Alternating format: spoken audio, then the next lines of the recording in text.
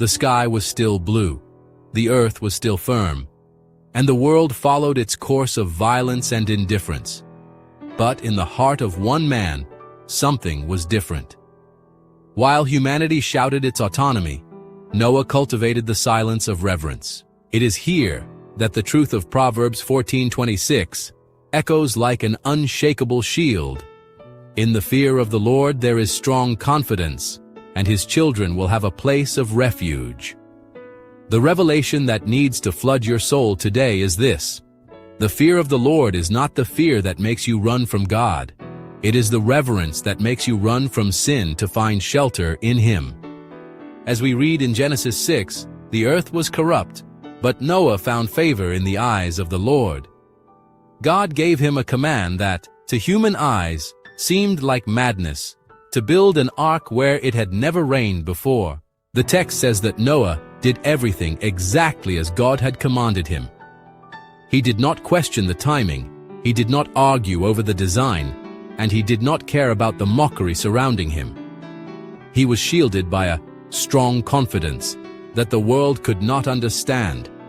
Natural eyes see the fear of the Lord as a prison of rules. Spiritual eyes see it as the only safe place in the storm.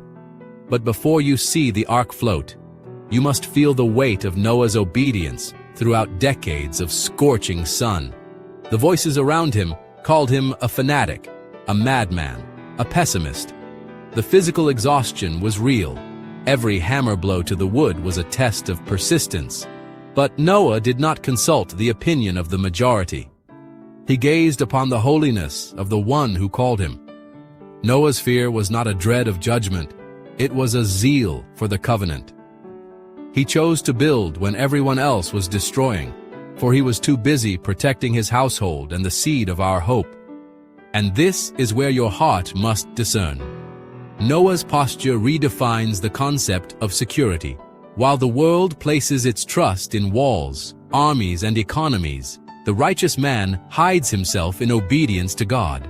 What began as a solitary and exhausting labor revealed itself as the only piece of dry land when the abyss opened wide. The world was in panic and chaos. Noah was shut in by God inside the ark. The lesson that burns within Proverbs 14:26 is that the fear of the Lord is our greatest defense system. Wisdom is not knowing how to predict the storm. It is being at peace with the master of the wind. When you decide to honor God above convenience, when you choose integrity in secret, while everyone else corrupts themselves, you are not depriving yourself of anything.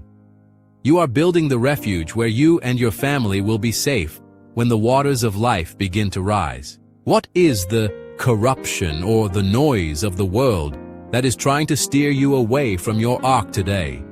Perhaps it is the fear of being different, or the desire to fit into a system that is already condemned. Before you give in, before you drop the hammer of your faithfulness, stop, breathe. Ask for the fear that generates confidence. Do not trade eternal security for the fleeting comfort of sin. Remember, it was Noah's obedience that kept life pulsing while the world fell silent beneath the waters. For it was through his reverence that the promise of our existence moved forward. I am so grateful you walked with me through this reflection on the protection found in the fear of God. If this word served as a shelter for you today, please leave a like, subscribe to the channel, and share it with someone who is feeling vulnerable in the face of life's storms. Your gesture could be the very invitation someone needs to enter into God's refuge.